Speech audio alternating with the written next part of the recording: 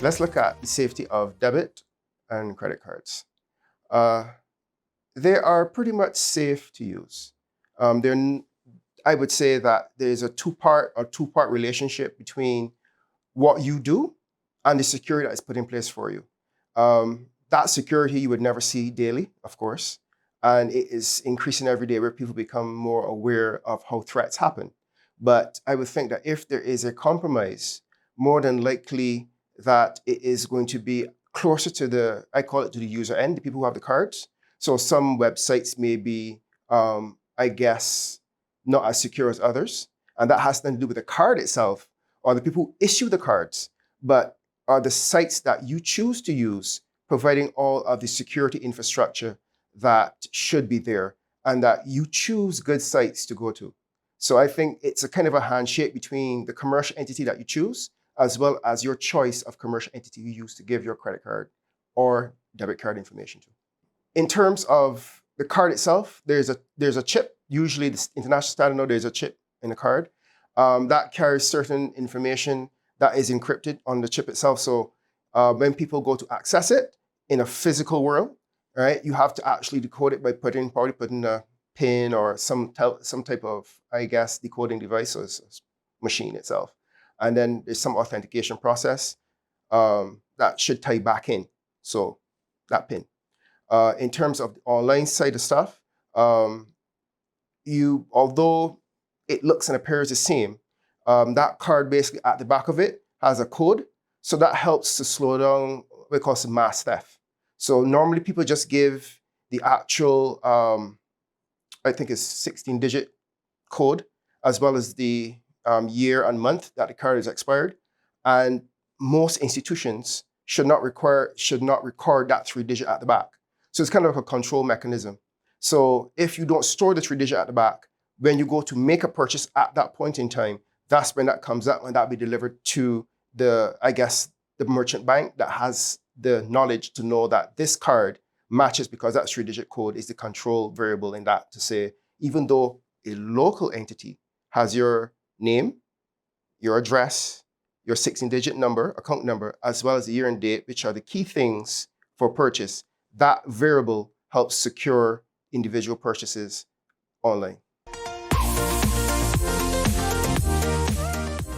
The recent hack that we are still experiencing right now affected both debit and credit cards. A lot of people believe that the banks were hacked. That is not true. The cards that were issued by the banks were compromised. Right? You can't, or it's not viable yet to hack a card. Or no one hacks a credit card, right? Because the credit card itself doesn't carry any real information, right? The credit card provides you access to money. It provides you access to something. It's like a key. You can copy a key, but unless you have the lock and what's behind that lock is valuable, right? All you have is a key. So all a card is really a key. If you think about it, the card is a key to your money. Your money is not on the card itself. So hacking the card is not really something that people want. They want to collect and harvest the cards. So what happened with the recent compromise was at a commercial online, a commercial processor who basically operates where, the usual thing, if you want something from a leading provider, it goes and it provides logistic services to get the package to Barbados for you.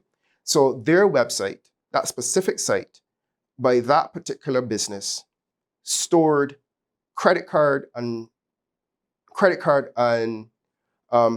I guess debit card information.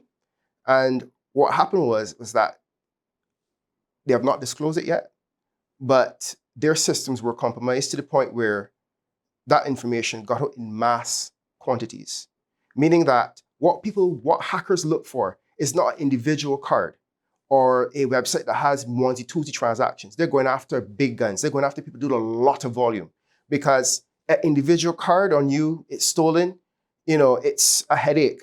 But what these guys are looking for is mass volumes of data. And a lot of the times it's nothing that is going to show up immediately because what they do, it's a whole business chain. So someone collects information and sells it on to someone else who they'll probably tags it with different names or different information you have, and sell it on to someone else who does other things with it. There are people in the dark web right now are collecting and harvesting information. So they have information where you live, your card, your likes, your dislikes, where you go, what you do. They're creating deep profiles on you, because then each level that you add to creates a more valuable profile for them to sell onto. So what happened really was just a small part of a data criminal value chain, or a criminal's data value chain, that all they were after is the cards. Someone exploited that. It may be the same person. But all that really happened at this point in time was that particular business didn't have the requisite protocols in place to protect people's cards. And what happened was that account number and that year was used against transactions. Some went through and some probably didn't, right? But it did not affect the banks in such a way that the bank systems were compromised. That's the most important thing I want to say. The bank systems were very much intact and safe. Cardholders have a responsibility to themselves, and they've been given a benefit to have these tools that allow you to actually do instantaneous purchases. And sorry to quote Spider-Man, with great power comes great responsibility. And things like checking your statement and even locking off your card, right?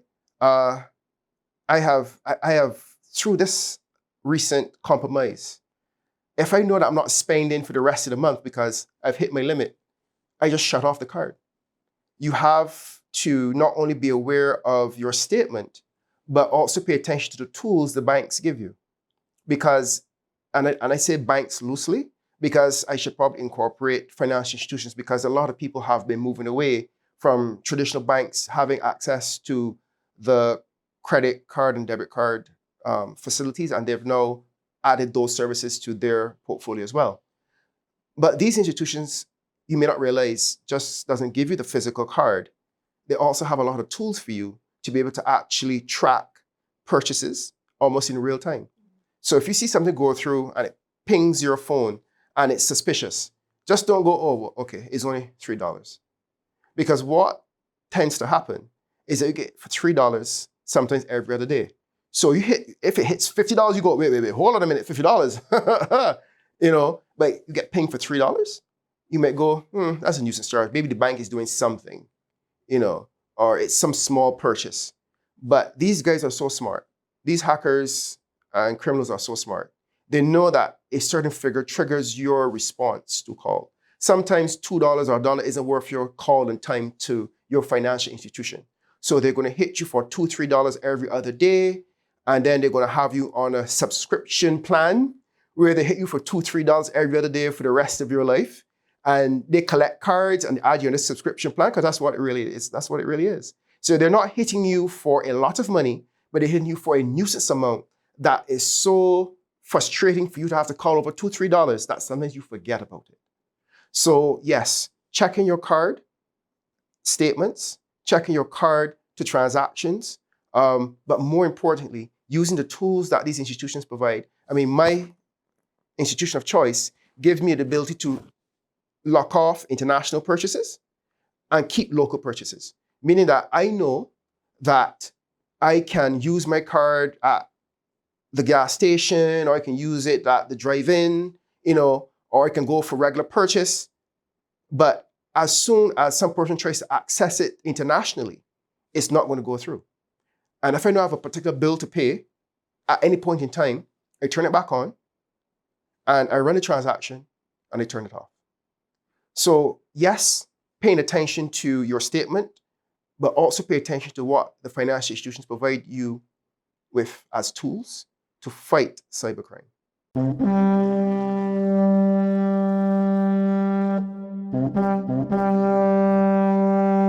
Everything comes at a cost. And these days, no one profits from the loss like when a child is forced to trade school day socialization for screen time study when a disease decides to disrupt our daily routine, and suddenly, every one of us is coming undone, losing loved ones' lives and livelihoods, breath and breadwinners, families and festivals and freedoms. God, we feel like it's too much hassle to be human. We will always remember the years the earth spun quieter, but Mother Nature showed us how the simple act of standing still can wage war on an illness. So may we remember how to be our own army, how it takes cooperation for a community to build immunity, how unity can nurse us back to normalcy. Why stop at one family when we could save all?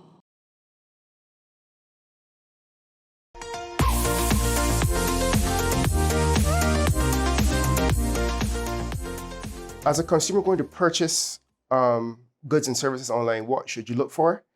I would say, first of all, the basics, that we call it the HTTPS. When you go in the address bar, the HTTPS, right? And it's just not there. If it's a new site that you're using, you should be able to click on the little lock. There's a little lock that comes up on the side. You're able to click on that and determine if the site you're at, like a specific known brand that people normally shop on, to make sure that name matches what is in the actual certificate. When you click on that lock, it should bring up a little certificate window saying that you're doing business with X, all right? Sometimes what people normally do is masquerade, right, with an address that is obscure, right? And then the lock in itself doesn't say the name. The names don't sync. So you want to make sure that if you're doing business, that those two collide, because one is actually, if you want to say, authenticated, which is the lock itself. Brings up an external link saying that you're doing business with X. When you go on that site, right, that specific address that you may type in, you want to make sure those two sync. What else you can look for in terms of doing business? Things such as telephone numbers to call. It may seem weird, right? Basically, it's telephone number to call. Why a telephone number? Because you can now take that number against calling them, because I can throw up a number, and if you hear not in service, if you reach a number that has nothing to do with the business you're dealing with, right? It seems strange, but it would hardly be a situation where you do a number of different things. The number that you call, I can spoof a number. I can spoof a number on the website, right? But you could now ask the person, I'm on your site, right? It's asking me to do this, to give my information. Should I do X? Like a bank. If you feel that you reach a specific bank site and they're asking for information you feel uncomfortable with, call the bank and ask the bank a question. Because 5 minutes of something that may seem annoying can save you hours of pain. So don't let what we consider to be, your intuition of doing business normally on a day-to-day throw you off so much that you're going to make an impulse buy and find yourself a month or two down the road having to change your card, going to the bank. So yes, it may take time to do some due diligence, but the most important thing is take the time out to make sure that it's a good site and go from there. And there's also the possibility of looking at reviews of a site. So things that have nothing to do with the site, you can say, I'm shopping on X. Is this a good site?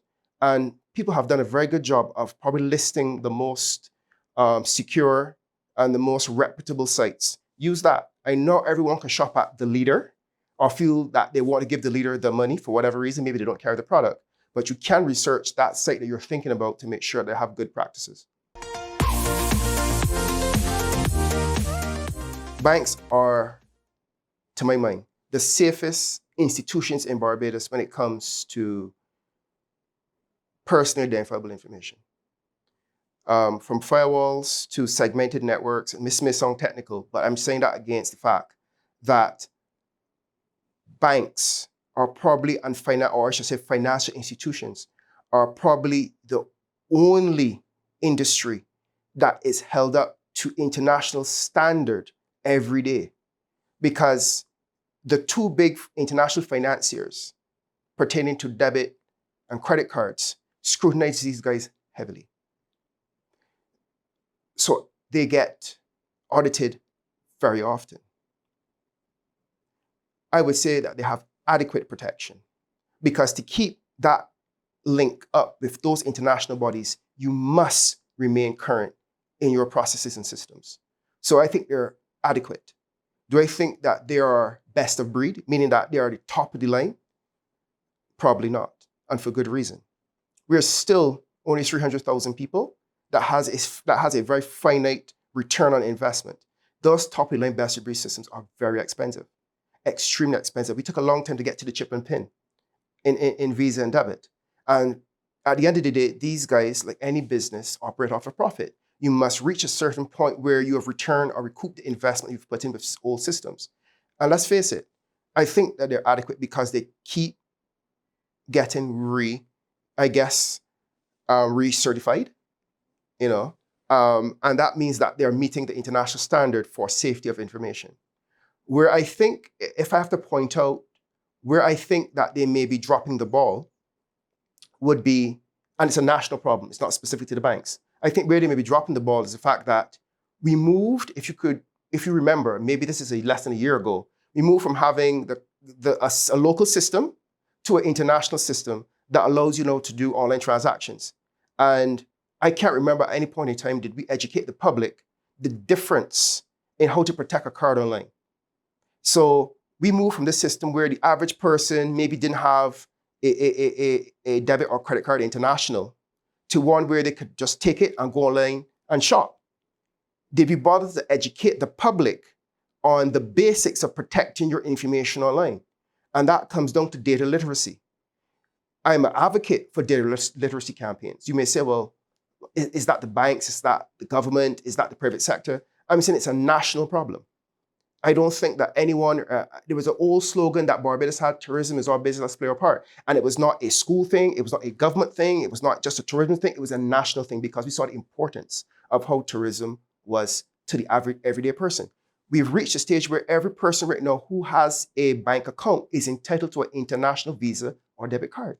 But have we educated the public on the basics and the uses of this card, especially if you're going to shop online or even if you travel? What to look out for to protect your information, your data, and your privacy? I think the educational component is where I think the banks may be behind.